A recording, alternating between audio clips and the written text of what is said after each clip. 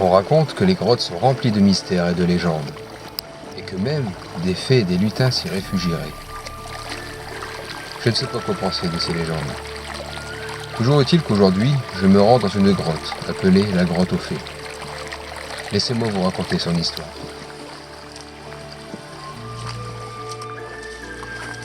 Il y a de nombreuses années s'est levée une belle maison, certes isolée des fermes voisines, mais judicieusement placée à côté d'un cours d'eau d'une grande pureté, traversant une grotte. Cette maison, dite de Soulenx, du nom des propriétaires, symbolisait leur richesse. Il circulait une rumeur persistante dans les fermes avoisinantes. La famille aurait conclu un pacte avec les fées résidant dans la grotte, qui permettait à ces dernières de filer leur bras d'or l'hiver, auprès du foyer de la maison. En échange, des chutes de fils dorés étaient données régulièrement aux propriétaires. La fille Soulenx se maria avec un bourgeois riche mais cupide, qui prit connaissance de la source de leurs revenus. Il en vint à demander aux fées de laisser chaque fois un peu plus de fils d'or. Et encore plus, et toujours plus. Ces dernières se fâchèrent et lancèrent un terrible sortilège avant de s'enfuir à jamais dans les profondeurs de leur abri. La maison tombe en ruine et emmène ses résidents dans la déchéance. Les Soulenx moururent et la maison, qui n'eut plus jamais de nouveaux occupants, s'effondra. Quelle étrange légende! Quoi de mieux que de vérifier par soi-même? Cette grotte est jonchée de recoins inaccessibles et s'explore presque exclusivement en rampant ou dans des positions difficiles.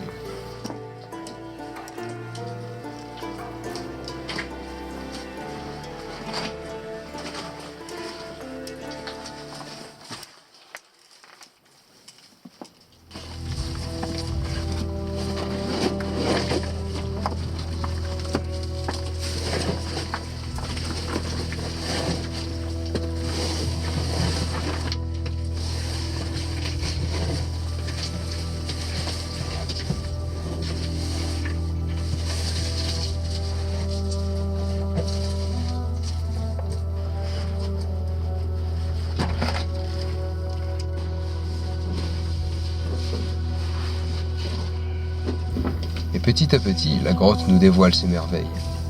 Des petits bruits se font entendre, mais ce ne sont que des chauves-souris. Des bruits de frottement résonnent au plus profond de la grotte. Et en observant bien, on peut y voir des traces de rongeurs qui s'abritent dans la grotte. Je ressens parfois une petite présence, comme un regard. Et en tournant ma tête, je ne vois que ces passages très étroits, s'enfonçant loin dans le calcaire.